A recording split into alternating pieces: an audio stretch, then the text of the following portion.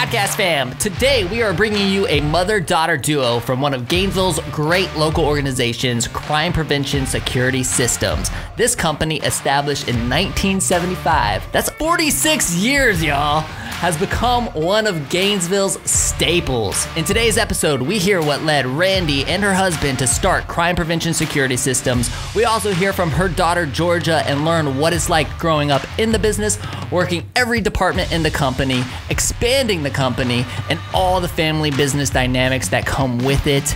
Enjoy today's show. You are listening to WHOA Podcast, coming to you from Gainesville, Florida. Hello, everybody, and welcome to another episode of the WHOA GNV Podcast, the podcast bringing you businesses and individuals that make you go, whoa. That was good, man. We missed you the last couple of episodes. It's weird because I kind of missed myself as I was like scrolling through like Facebook and stuff, and I saw like you pop up by yourself in your solo act, and the lighting was different. James did a great job, by the way, making you look good. But yeah, it was weird to be missing. It was even more weird why I missed. Yeah, don't miss, man. Yeah. What are you doing? But I'm back. It's a new year. Yeah. We made it to 2021. Yeah, I'm excited. What's one major goal that you have for 2021? Don't make it anything like 2020. I mean, isn't that everybody's goal? No, actually, I've said before, 2020 was actually a pretty good year for me personally. But one major goal, put me on the spot here. I love to do that too. I would say the first one that comes back to mind is like, I got one thing that COVID did for me was like completely disrupted my gym routine. Okay. And it's been a real struggle to get back in it and any kind of like where I was. So that's like my number one goal is to kind of reestablish that routine. Dude, when the routines get just messed up like that. And I've never been that person that needed routine until I got thrown out of it and realized, oh my gosh, I became that person. Yeah. Are you guys routine people? On some things, absolutely. Yeah. Yeah. And then others I'm to the wind. Yeah. You? No. Like I'm a routine person. Like I really need to have like the set. Wake up at 5:30, we do that or whatever. Yeah, so growing up as a kid, like my father, like he worked first shift or something at the Space Center. But like if I was up, I knew at 4:45 where he was. At 5 o'clock, I could find him. He was like what lace he had put his shoe through, like where he was in his bowl of cereal. Like for 25 years, he did the same exact thing by the minute. And I was like, man, I never want to be that until I got disrupted and I realized, oh my God, I didn't know that I became that. Like I need that. Anyway. Well, that's great. I'm excited to get into this show, you guys. But before we do, definitely want to give love to the sponsors that make this happen, y'all. If you or someone you know is about to move, tell them to give our friends, the UF Mover Guys, a call. Brad, Jordan, and the team at UF Mover Guys can do it all. They offer full service packing. They can move bulky items. They will disassemble that furniture that you need to move. And if you need storage, well, guess what? They've got your back there as well. They offer free and fast, no obligation estimates. They require no money up front. You pay when the move is complete and you are 100% satisfied with their work. Give them a call at 352-415-0886 or visit them at ufmoverguys.com. You know, I had a friend of mine that booked them right after the podcast, so I'm still waiting for that royalty check, by the way.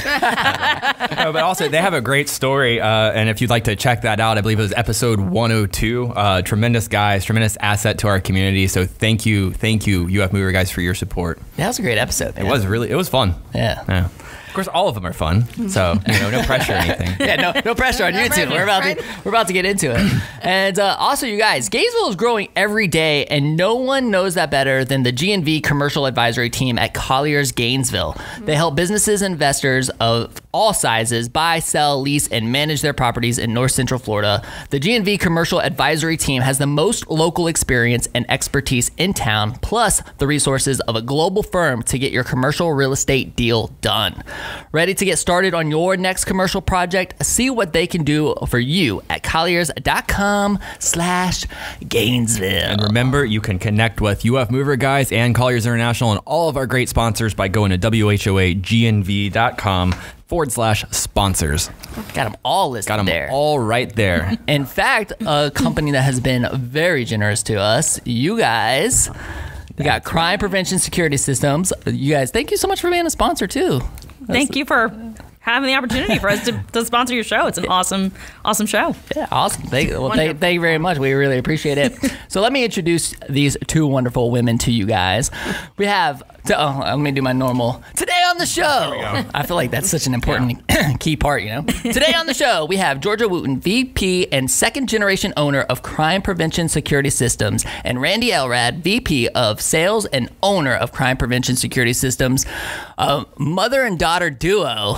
Welcome to the show. Thank you. Thank you very much. Have you ever had a mother-daughter duo before? We haven't. I don't think. No, we have not. Now, we've definitely done the husband-wife duo several times, and that's always been super interesting. And I remember when I reached out to you about doing it, I was like, I want to do get mom, bring mom. I want to do the mom-daughter thing because I'm very interested.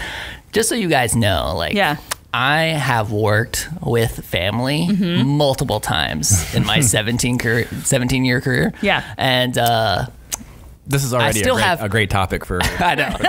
I still already I have mixed feelings about this. Oh, sure. So, so do I. I'm super. I mean, it's going to be interesting to kind of hear how it works for somebody else. There are some ups and downs, yes. Yeah. So, you can't divorce your children. We are for life.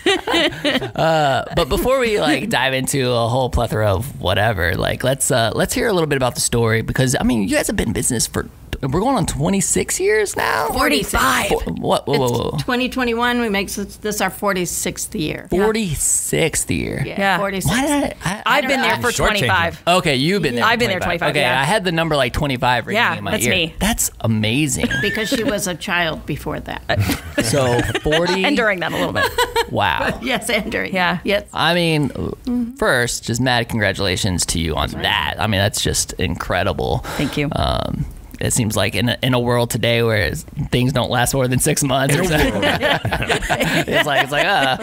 the fact that you've been able to not only build a company but sustain it that long is just absolutely fascinating to me. So I'm really excited about this. I would love to hear a little bit about the story. So Randy, why don't you start and kind of give us the origin, right? And then we can jump to Georgia, kind of hear when she kind of came into play and some of the roles there. So yeah. Okay. Well, our company started in 1975 on a kitchen table in a very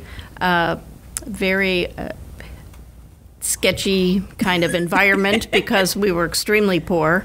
And so we lived in a little teeny duplex and had a roommate. I had just graduated college and was a special education teacher. My husband was a microbiologist in rheumatoid arthritis and doing research and had to go to the lab all through the night. And I grew up in a big family and I was always scared to be home alone. So he would leave in the middle of the night and I'd be terrified. And I thought, man, there's got to be something that can help me, get through him being gone at the lab in the middle of the night. And being a special ed teacher, you just can't be in a bad mood the next day. You're dealing with these kids. They got enough problems. They don't need a grumpy teacher. So we found a little product and decided we would market that. And so we started a little business on our kitchen table with a commercial phone and a yellow page ad, which we obviously had no business experience. And we thought, what are we going to do? We are going to prevent crime. So we are going to call ourselves Crime Prevention.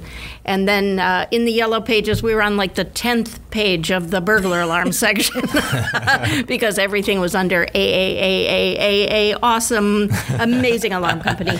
And we were Crime Prevention. So we found out after time and getting successful that eventually the people with the most money in the ad got the priority, so we just bought bigger ads.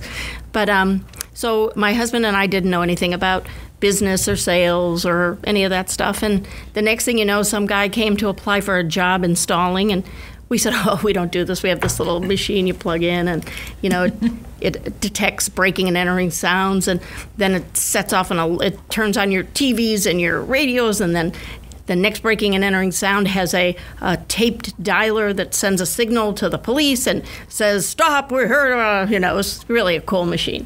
And then this guy wanted to be an installer, and he said he'd owned a company for 10 years, and he could teach us how to secure a bank. So we said, you know what, we're going to hire you. So he said, if you put me through college and support my family, he said, I will I will teach you everything I know in the alarm business. So we said, 1975, we said, what are you going to college for? He said, computer science. We said, what are you, nuts? There's no future in that. And he said, well, I want you to know you're never going to make any money in the burglar alarm business. So thank God 46 years later, he's one of the leading consultants in the computer industry. And we're the 67th largest alarm company in the United States. Wow. So we're very excited. We were both wrong. We put him through his bachelor's, master's, and PhD. We put his wife through her bachelor's, master's, and PhD. And they started off with 2 kids and had 5. And he worked with us for 11 years. And we attribute our success over these 46 years based on the incredible people that work with us. Yeah. Yeah. So. That's awesome. Yeah, well, thank you.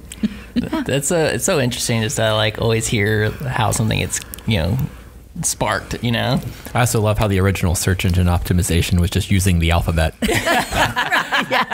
The yellow page. Right. Yes. How many A's can you cram together? Yeah. To think about that too, and to be an owner and be like, oh, like back then we just used to buy bigger ads in the yellow pages, and now it's like, are we even in the yellow pages? There is no yellow pages. There are no yellow Does that pages. book even exist anymore? I don't think there's any phone books anymore. So They became extinct. That's so. It's crazy to look at business over 46 years and be like, man. Well, you look, we get into business and you have no idea whether you are going to become obsoleted overnight. I look at the people that were in the pay telephone business. Do you guys ever see a pay telephone anywhere? Yeah. I don't think Not they anymore. exist. Yeah. It's scary. I have to. It's funny because I've been like trying to tell my kids. Well, back in my day, there used to be a phone that was like jacked into the wall, Right. And we used to have like 100-foot telephone cord so we could walk around in our house. And when we finally, my phone was clear, and it used to flash when it rang. when we finally got cell phones, we had to wait till 9 p.m. to make a call, so it was free. Oh, yeah, I remember that. Wow. I almost forgot. yeah, Unlimited nights and weekends. Yeah. Wow. Oh yeah, you're right, man. Good times. Yeah. And then always when you was on the phone, you would hear somebody pick up the other line. Yeah. I'm on the phone. Who's listening to my conversation right now?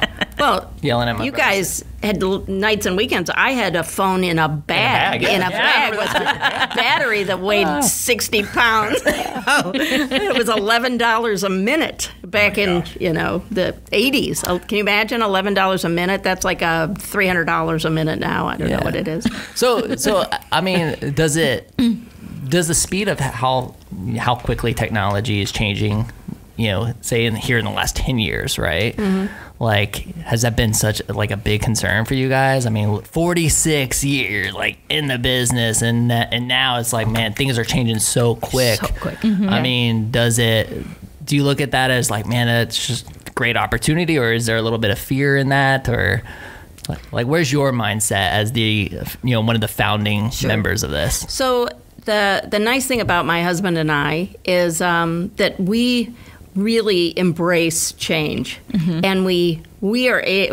our decision process is very quick. It is like immediate. If we see that there's a change happening in the industry or in technology, we don't ponder, and maybe it's to our detriment that we don't do enough studies on stuff and analyze stuff. We say, wow, that looks like a great idea. Let's just implement it. And so I'll let Georgia embellish some of that stuff.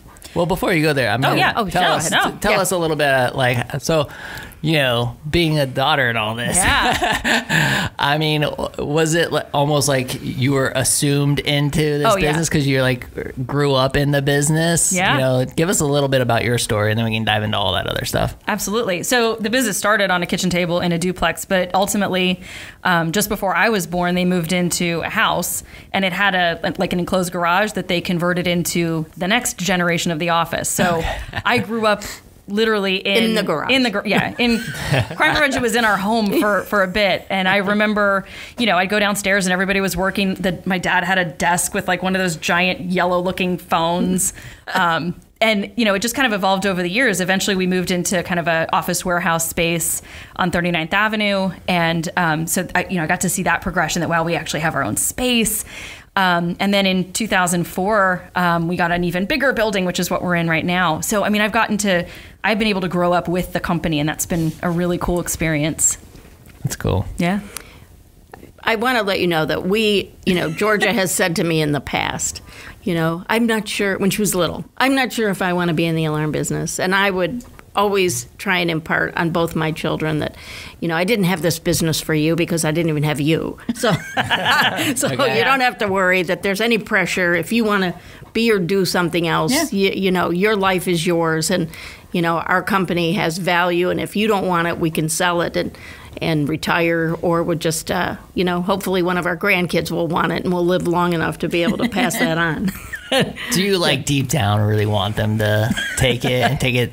Once you decide to retire? Yes. Sure. Okay. Yes, absolutely. I mean, we have put 46 years of blood, sweat, and tears working really sometimes, 20 hours a day, 6-7 days a week for all these years. And it's our dream that our kids would want to, take our company to the next level and do way more with it than, a microbiologist and a special ed teacher could do at this company. How many times in that 46 years were you ready to just throw in the towel? Well, they all. That's a weird one. Because business. Yeah, well, there's a story behind that. the, yes. Okay, good. I the love business stories. story and the personal story gets interesting at a certain point. Because when I was 5 years old, my parents divorced. So they started this company, then they got divorced. And Mom and my sister and I moved away. We went to Fort Lauderdale for about a year. And she was teaching, and my dad was running the business. And so then they got back together for a few years. And did you work in the business at that point, or? I don't remember. I came back. Or were you just teaching? I was teaching, and then when we got back together, permanently, which is a long story. Then, Please fill all the details. there you go. Yeah. So when I It's a was sordid story. when I was it 9? Yeah. When we moved. So when I was 9, they split up again. They didn't get remarried in the interim, but they split up again, and we moved to her hometown of Cleveland, one of the suburbs of Cleveland, and we lived there for a year.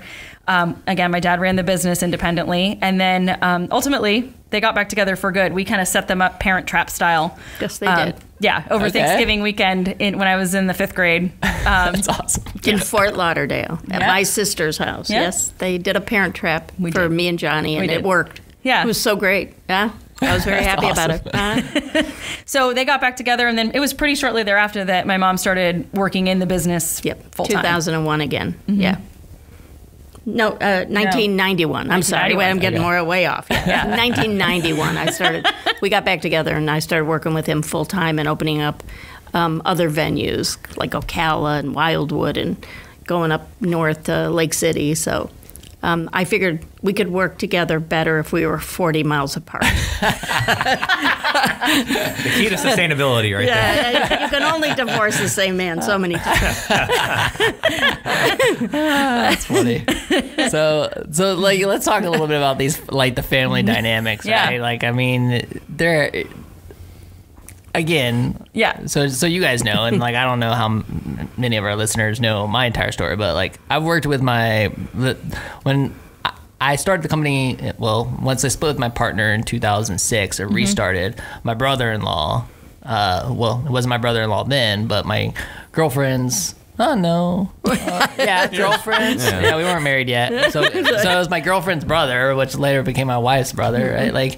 And therefore brother-in-law worked for me in those early years. Yeah. And then didn't. Stopped working for me years later. And then my brother worked here for a while. Okay. And Met his wife here. Now they're married and how and cool. doing real estate here in Gainesville. So there's been lots of family in Yeah. the mix, basically. And I can say there's been a lot of good to it and a lot of challenges and struggle with it too, right? Yeah. So I would love to hear a little bit of your perspective working with family. Yeah. The good, the pros, the cons, and what you feel like it's done for you guys. The good, the bad, and the ugly. Yeah. Yeah. I mean, because there's a lot of businesses out there that Sure. are family business, Family right? business. And I kind of think there's been less of that over time, but that's, to me, when I really look at a lot of the core of America, small business America,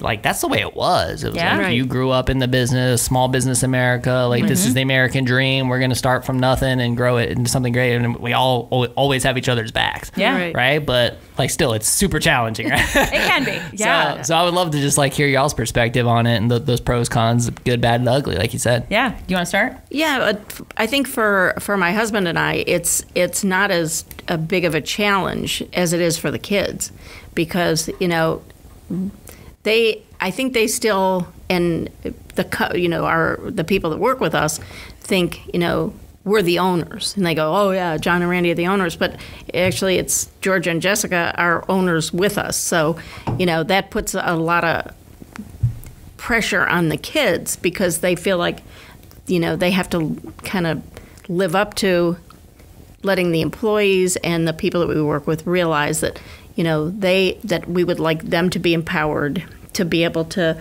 succeed us, so that we can have a nice transition that someday, I plan on dying in the office, so I haven't earned there because I've earned it. So yeah. So That's no joke. that's no joke. It's no joke. Yeah. Because we love working. My husband and I we love our company. We love what we do. We love the whole idea of protecting our community. Our custom entertainment division is, making people's environments so much fun and so exciting, and it's so easy to operate. And so everything that we do is just part of our blood. Yeah, and you enjoy it, so we it's love fun to come it. to work. Yeah. It's fun to come to work. Right. Most days, yeah. Yeah. So, and I think one of the things and they kind of set the standard here in how our family dynamic works in the workplace, and one of the things that they established, I think, when mom came in and started working full time at Crime Prevention, is they found their lanes and they stayed in their lanes. She would handle sales and he would handle business operations and financial. And so when decisions came up, they were either in her realm or his. And so, fast forward to when my sister and I are involved in the business, we've to some extent maintained a little bit of that, where and sometimes that's been tricky to navigate, because for me personally, there was a point a few years ago where I really thought that they were getting ready to retire. We hadn't really had that specific discussion, but I thought that's what was coming up. Wishful thinking. Oh no. It's just what not at all. No. I'm perfectly Only happy. kidding. I love working with you guys. So yeah, I don't want you to retire, but I also don't want you to die. So it's one of the two when you leave the business. Could we go with retirement? We will. Uh-huh. But that was a challenging thing for me at one point, because I thought that we were at a different point. I thought they were at a different point, given no offense, your age, Our condition. yeah, no. A lot of wear and tear. But I think what we've really done well is when we start to see that there's conflict in the family, okay, we're clearly in the same lane with each other. We need to get in our own lanes and find what we're actually really able to contribute and have fun doing. And I think that's a really interesting combination that all four of us bring to the table. Is there certain things that we really are good at, and things we enjoy doing within the business. And so it's taken a while, but I think we've all kind of found where that is. So I was going to say, did you have to hone that over time, or did it just kind of fall naturally? No. So for me, the journey was very long. I've been there 25 years, but I've worked over the last 25 years in every single department. Absolutely. I worked, when I was a teenager, I was filing papers in the office because we had a lot of papers. I think you were 9. 9? Yeah, I think you're 9 or 7. That's why everything in our office is filed under the. Yeah, it makes sense now. Yeah, when I was 9, I'm like, Oh, look, the First Baptist Church, or the AAA Beauty Shop, or whatever the name of it was. It was Those the. rookie mistakes. I know. I'll never live up to You that. got to go back and clean all that up, don't you? Oh, I know. That's the drawer from 25 years ago is jam packed, and there's several of them. That's hilarious. Yeah, but to answer the question, yes, absolutely. It was a very long journey. I just moved into managing our service and installation department about 6 months ago, and I love it there. I've done everything else in the business. That's my favorite place to be. So, and I'm really glad that I've had the education that I've had. I think that's a luxury that a lot of business owners don't really have.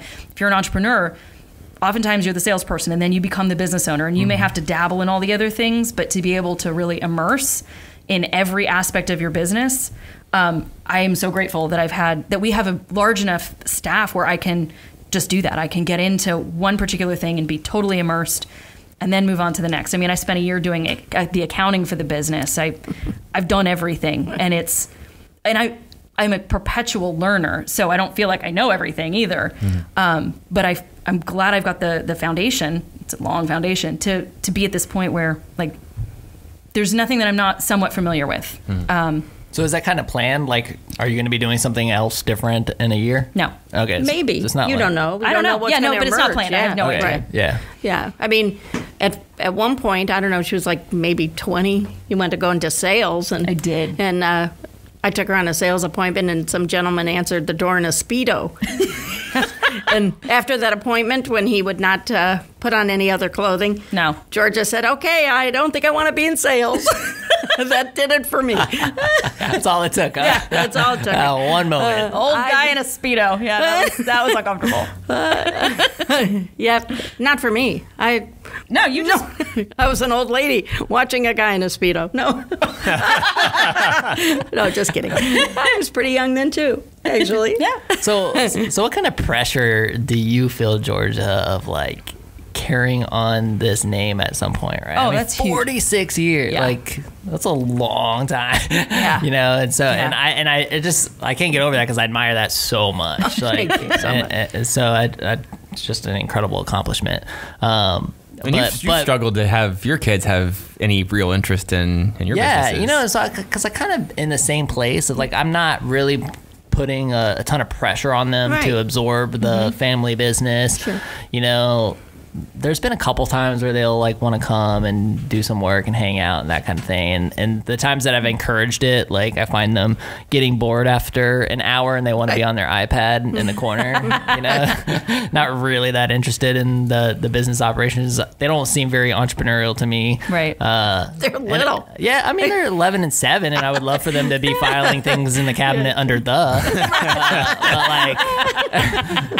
But they're not even doing that, you know. So it's like, all right, well, you I don't know. Everybody's paperless. There's nothing to file anymore. Yeah, well, yeah. So I definitely don't like try to press it on them, Sure. but yeah, I mean, I would love for them to, you know, be, you know, into entrepreneurship and Sure. Yeah. But again, I'm like I'm not gonna pressure it. So, but like, do you have like this pressure now that yeah. you've been in the business and you're like you've worked all these different departments? Yeah. Like it sounds like you're in it, you love it.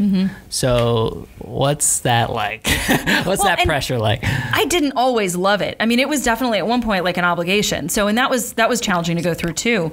But at this And point, what do you mean like when? Oh, in my 20s primarily. Like you felt like you had to be there? Or? Yeah. Okay. Yeah.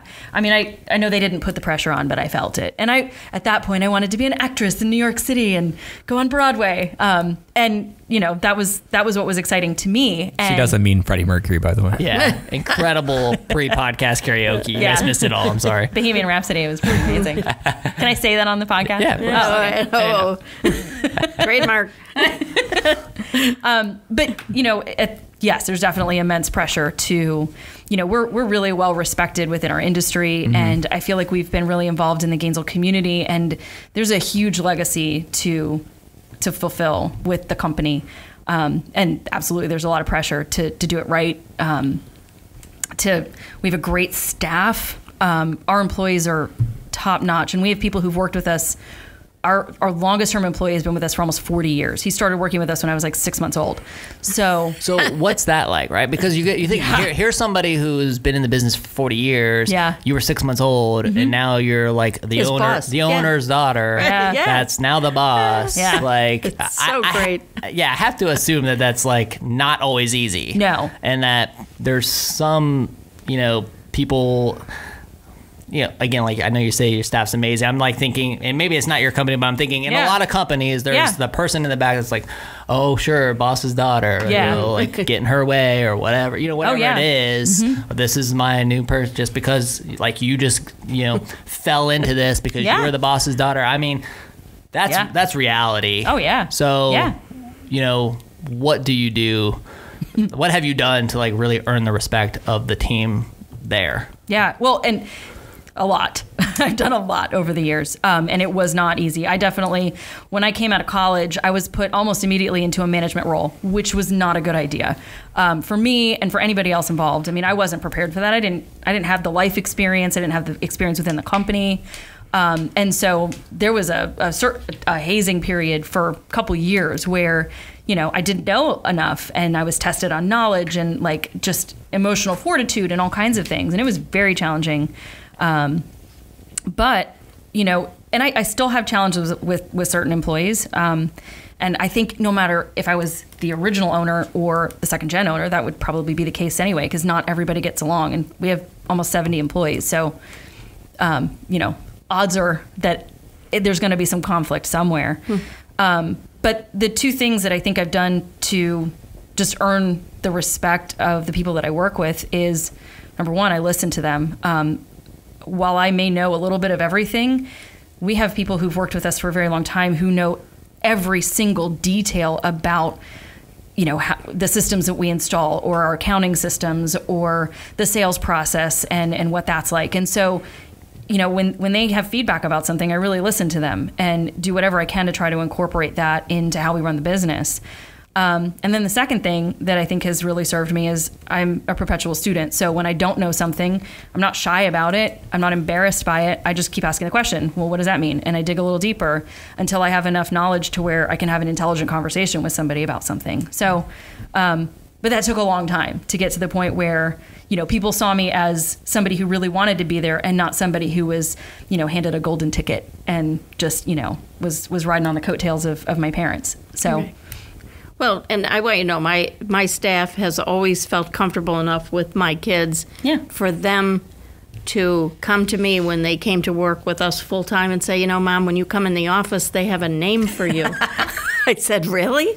Yeah, they said, quick, everybody, here comes the hurricane. They said, I came in the office, I blow in like a hurricane, I swirl up, and then I blow back out. Whoops, sorry.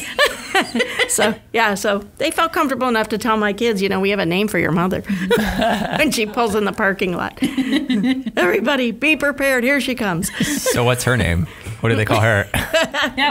Me. Oh, you know, you don't have a name that I know. I don't have a name. Or they haven't shared that with me, the mother, because I have the check signing ability. I could cancel that check. What do you think your name is? Oh God, I don't even know. I don't know. I inadvertently do really funny things at work and say really funny things that I don't intend to be funny. So I'm sure there's something about that. But what the nickname would be, I don't know. Well, and I'll have to ponder that. Our whole environment there is pretty chill and cool and funny and family and so not typical of a big organization. Even though we are a pretty big organization, we have always kept, you know, that family feel to no matter how big we get. And it's really funny because we do a couple parties at our house and now in our different venues because we're in Orlando and Jacksonville. So we celebrate the people who work with us, our employees, and do a couple things a year with them. And they would share with all the new employees, and she always does all the cooking, speaking of me. Yeah. Well, then when we'd have 150 people at my house for our holiday banquet, awards banquet event, I go, listen, I am not doing all the cooking anymore. I'm going to get some of this catered people. So don't share that information that I cooked the whole meal. I have learned to delegate. Yeah. That's great. Talk to me a little bit about the, the vision for the company, right? And like where you're headed now, like, because I know there's been some growth opportunities like throughout the course of your career. So where are things headed? That's a really good question. There's a lot, like you said earlier in the podcast, technology is changing very rapidly. And so where we have already kind of shifted a bit, we were primarily a residential installation company for a long time. We've done commercial work since 1975, but it's never really been the focus of what we've been doing. But 2-3 years ago, we started to shift our priorities and want to pursue more commercial work.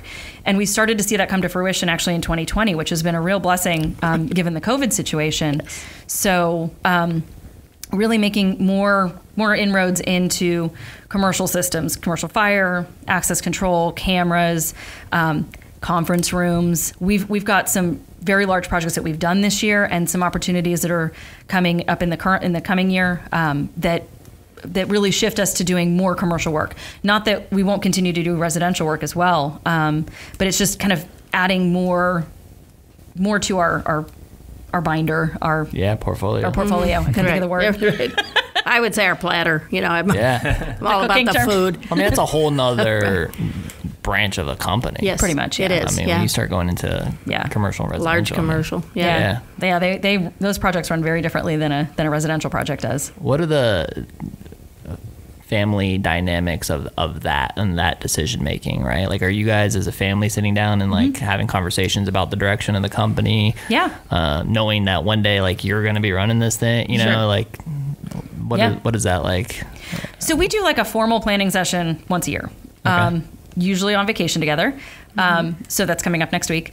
But we do this, usually around the holidays, toward the end of one year into the beginning of the next. And, we go through how have we done? We reflect upon the year before and how have we done in all these different areas and what do we want to focus on going forward. And it's funny because the 2020 planning session was the most comprehensive one we ever did. I went to I'm sure you know this because we were there together, but we did that retreat with Kristen Hadid, and she had a really great platform for like reflection and goal setting and all kinds of wonderful things. And so I took that back to the family. We were at that together. Yeah. And so, we took that back to my dad and my sister and my ex-husband, who's also part of the company and a big part of the decision making. And we all sat down and set aside, planned out our goals for 2020.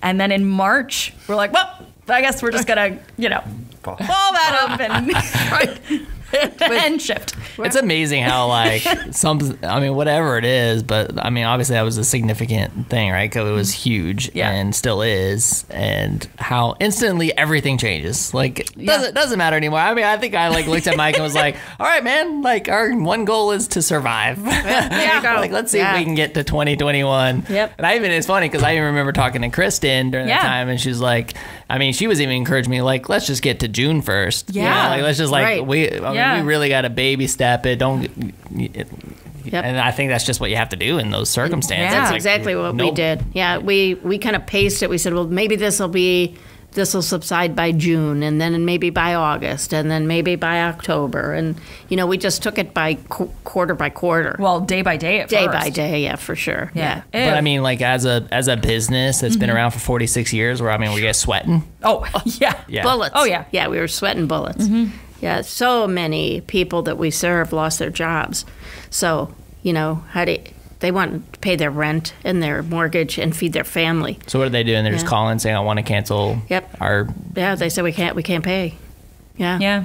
So We had a large percentage of our business that lost their job. It was terrible for them. It was awful for them, and our hearts broke for them. And so we were not going to just leave them, stranded. We said, look, we're going to individually chat with everyone that has an issue, and we will come up with a plan.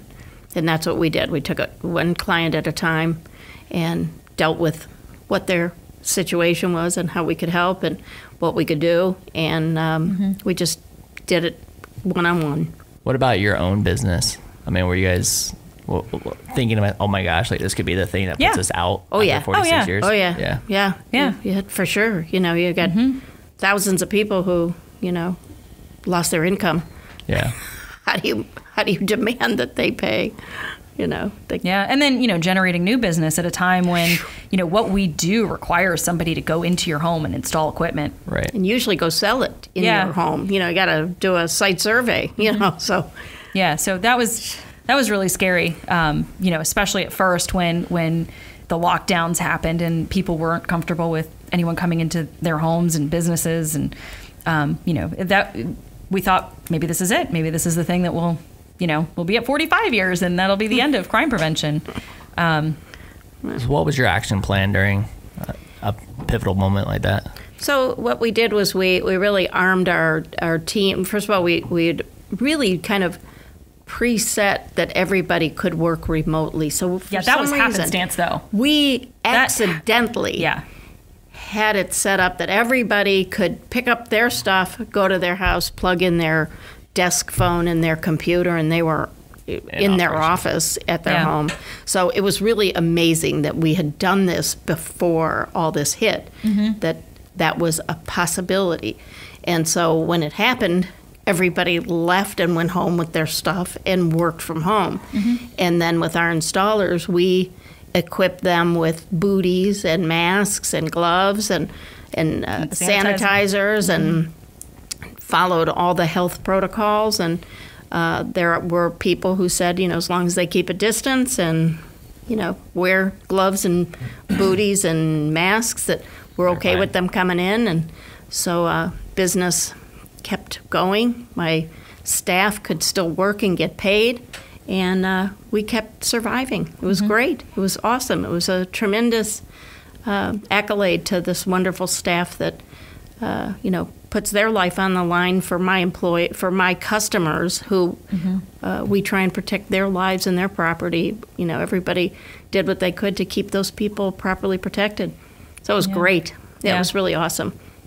That ability to just go remote on a moment's notice, was that something that was a natural evolution, or was that by design years ago, or something that you had decided that you wanted to make that flexibility an option? No, that was not even a consideration. We had an aging phone system, and that was really the catalyst for getting everything set up to where we could go remote. Because we have a great physical network that has remote accessibility, and that's been built in for a very long time. We've never really used it outside of the families and some of our key employees, but we had an on-prem phone system, and it was antiquated and was dying, and so we needed to switch to something. And I happened to convince everybody in the family and the company to go to a voice over IP solution, and thank God, because then everybody could literally pick up their phones and take it to their house, and it worked just like it would if they were in the office. When did you make that change? In December of 2019. So it was like perfectly by design. Yeah. But it was, it was because of divine guidance. It was amazing. And we say my argument for it was we saved money and we didn't have to have all this equipment to maintain. But it was, for my parents who are used to having a lot of on-prem equipment, it was that was a big leap for them. They were really uncomfortable with the whole voice over IP thing, and thank God we did it, because it would have been a real struggle to try to answer phones. And we do a lot of remote troubleshooting for our customers, and to not have that ability, or to have people on their cell phones and try to navigate that, would have been really challenging. But it just worked out beautifully. So divine intervention, like you said. Divine intervention. Yeah. It's great. You know who else? It was similar. Last year, Darren Cook from Infinite Energy mentored me all year, which is amazing. Like, such an amazing company. And recently sold, and super excited for them. But but I remember he was telling me a lot of the same thing. Like, they had switched their entire phone system. Just months before this whole thing happened, it was the same thing. It's like, we just told everybody to go home. Take your phone and go home. Plug it up, and they're good to go. I was like, it's amazing, the timing sometimes, right? Yeah. It's just incredible. Yeah. Well, it's really funny. My husband and I feel that we have been divinely guided through this whole process, through these 46 years, that every time something just catastrophic happened that made us think, oh my God, this is the end of all of our life's work and our endeavors and all this stuff. And sure enough, if that door wouldn't have slammed shut, then the other one that we were supposed to go through would have never opened. And so we now look at those catastrophic things as, hey, this means something great is coming, because that has to slam in our face before whatever's going to present itself happens. It's so hard though, right? The mind, one of the topics of discussion over the last year, and I feel like constantly in my life, is mindset. If you approach a disaster with the attitude of oh, we got this, or we might not got, we're gonna figure it out. You look at it as a challenge. You're gonna get through it. You're gonna figure it out. If you have that mindset, well, then the chances of you getting through it are extremely high. Extremely high. But if you go into it of we're done.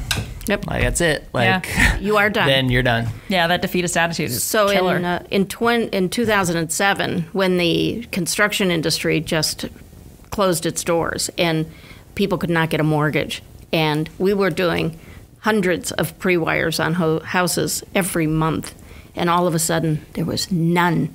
And at that point, I think we had about 40 employees, and we gathered all the employees and we said, okay, here's the deal. We're not participating in this recession. So we just want to let you know, we've made a conscious decision. There may be a recession all around us, but we're not participating. And so we need everybody in the company to step up and become salespeople, because you have to sell our company for us to exist. And it was amazing. Within the next couple of years, we actually added 20 more employees. We ended up having like 60 employees by the end of that recession. So we grew during one of the worst times of the economy that we were in business. Are you a visionary entrepreneur, or I'm- are you an executor, like the integrator? I am a maniac, screaming, emotional wreck most of the time. Would that be a good way Are you the accountability person? Like, do you have no problem saying you're late to work, you're out? Like where? Oh, that's Like not a her. manager, That's not her. me. Okay, That's like, not her I'm at trying to all. get a gauge as to No. like what kind of bosses, entrepreneur, business owners you are. No. I am just, something happens and I'm like, oh my God, oh my God, how are we going to fix this? And then we come up with, okay, well, let's do this, this, and this. And we go, oh, okay, it's okay. Okay. But I'm the oh my God person. And then my husband and Georgia and Jessica are the, Mom, we can fix this, don't worry. Yeah. So they get me in tow. Yeah. They keep me. How's Dad? Like, is he the visionary? Yeah, he's definitely the visionary. Visionary. And he is such a fun person, and he's so interesting, and he's so interested in everyone. That that really, he learns about something, he learns about the people, and then sets, this is what we want to do. But he's absolutely the visionary of the company, and that's the challenge for me, is trying to fill that role specifically, because I'm more of the executor. I see a problem and I'm like, okay, so I need to ask this question and this question and this question, and then consolidate all this information, and here's what we're going to do with that. And I get some buy-in in the way, but the visionary, that's You said definitely sisters my in dad. it too. Yeah, my sister's in it too. Close are you guys? Well, she lives in Portland, Oregon now. Okay. So not close at all physically. She might as well live on the moon. Yeah. Yes. But I mean, we're 18 months apart, so we were pretty close growing up, and we were in the business together locally for a very long time. My sister is an excellent executor of stuff. Anything. Like, if something needs to get done, you give it to her and she knocks it out. And she's very good with customers. So, she does a lot of customer service stuff, and has been excellent at that for the whole time she's worked there, which is almost as long as I have. She's just a little younger than me and spent a little more time in college having fun. Is there any confusion, not confusion, but disagreement, or who's the boss? Who gets the final say? There has been. Yeah. Okay, there has been. Mm-hmm. Yeah, and I mean, among the four of us, there's absolutely been some big disagreements about how this, that, or the other needed to be handled. And how do you handle them? Well, ultimately, my dad's He gets final say. He's final say. Okay. He's the patriarch. So, when we got divorced, it was that we were two owners, and we had two. You have to have a chief and an Indian. When we got back together, and I guess that's not politically correct anymore. That's right. I said I don't want to be considered an owner. I want to be part of the staff. I want to be part of the management team. But ultimately, there's one president. And I wanted that big distinction. So when we came back, people would come to me with a problem. I go, hey, talk to the hand, because you got to tell Johnny. Got to tell Johnny. I have nothing to do with that. And it's ultimately his decision. And when I relinquished my control, and then us, bickering about stuff that was so insignificant in the whole magnitude of our company, then I think that's what's made our company so successful. Well, and your relationship too. And our relationship, Yeah. for sure. Yeah, we've always been soulmates. we just hated each other working together for a little while there. It was like, oh my God, constant. You can't live together and work together and do it in the same house. We lived and worked in our house. That you end up, you can't have two owners, two presidents. No, it's a benevolent dictatorship at Crime Prevention. Yes. I'm like sitting here thinking, like, I wonder if Shannon and I would get a divorce if we worked together. I don't know. But you get remarried. You would do the same. So with that, you'd be like, he's my first and second the husband. whole distance Okay. makes the heart grow fonder. Thing. Yeah, it was great. Yeah. So is the power hierarchy of the personal relationship and the business relationship now mirror images of each other? Like, are they the same? Or Oh, probably not. Okay. No, I think no. I rule the house for Okay. sure. Oh, yeah. So they're Well, opposite. women do because we have a lot to offer. right. You have a specific power. Yes, we have very specific power. Are you discovering this yet in your household? Oh, of course. Well, no, I never put up a fight for that.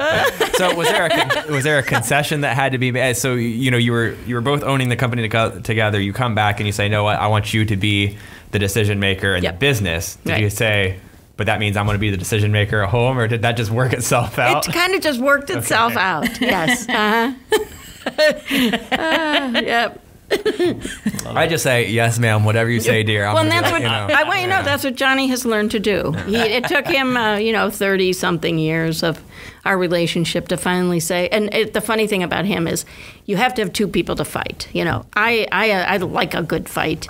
He absolutely will not fight. So you can't fight with somebody who won't fight back. And I'm like, come on, get into it. And he's like, I'm sorry, I only have so much energy, and I'm not putting any energy in that. I'm like, this is like no fun, So then I just have to go my own way and be I was told mellow. early on that we didn't fight enough, and she was worried that things weren't going to work out because of that reason. Wow. She wanted a little bit of conflict. conflict. Right.